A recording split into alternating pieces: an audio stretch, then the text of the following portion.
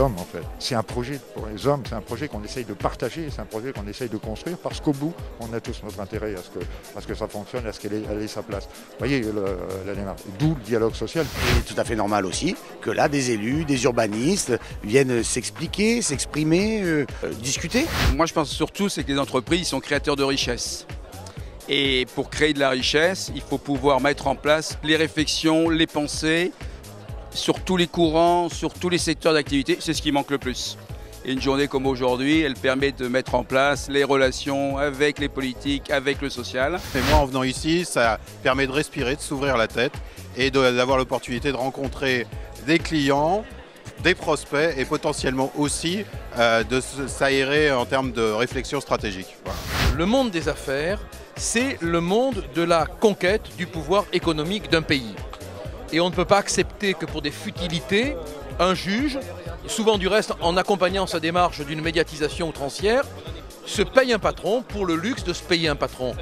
J'ai entendu parler d'accueil des enseignants ou des lycéens dans les entreprises, qui est aussi tout un chantier pour les entreprises si elles ont envie que l'école s'ouvre, d'être en capacité d'accueillir aussi les acteurs de l'école, bien sûr à condition que ce soit réciproque. La concurrence est toujours stimulante, la diversité est toujours enthousiasmante, donc que ça continue. Mais actuellement, la justice elle a le plus grand mal à reconnaître ses erreurs. Elle les reconnaît jamais pour l'instant. L'affaire Seznec en est l'exemple. Il existe ce genre d'agitateur d'idées et comme par hasard, ça se passe dans une grande école, dans une université.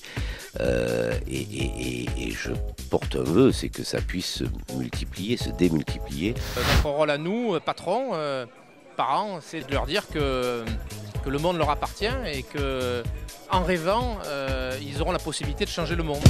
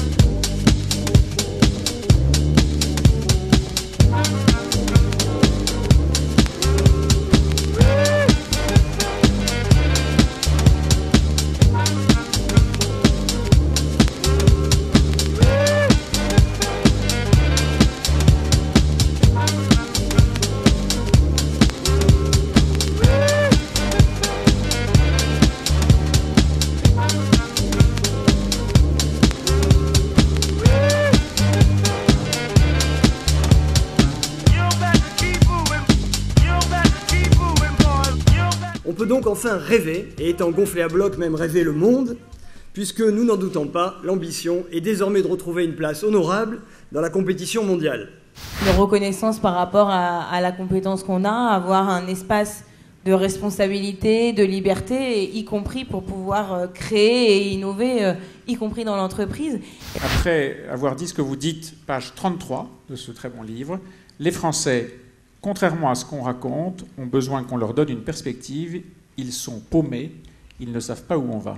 Alors, la France, à l'intérieur de l'Europe, avec l'Europe, peut trouver une place dans la mondialisation, ce que je crois possible. Et je pense, moi je fais partie de ceux qui pensent que l'idéal peut servir de rail ou de ligne de conduite ou d'objectif à atteindre. Est-ce qu'on ne pourrait pas inventer ce genre de système également pour bouger nos structures à l'éducation nationale, dans les syndicats? Parce que si on n'y arrive pas, on ne va jamais rêver dans nos PME. Et chaque fois que j'entends un ministre qui n'est plus en exercice, je le trouve excellent. Donc je peux me demander, est-ce qu'un jour ceux qui sont en exercice deviendront bons? Moi je le dis franchement, quelqu'un qui a créé son entreprise, qui développe son entreprise, qui gagne tout l'argent qu'il veut, mais les gens qui sortent de l'ENA à partir d'un cabinet ministériel, qui ont hérité d'une entreprise nationalisée et qui s'en vont avec des millions de stock options, après avoir coulé l'entreprise, en plus, dans un si possible, oui, bien sûr. C'est quand même plus sympa comme ça. Ça, c'est l'engagement. Je crois qu'aujourd'hui, on ne peut absolument pas rêver le monde si tant est qu'on veuille rêver sans se dire qu'il est temps de s'engager.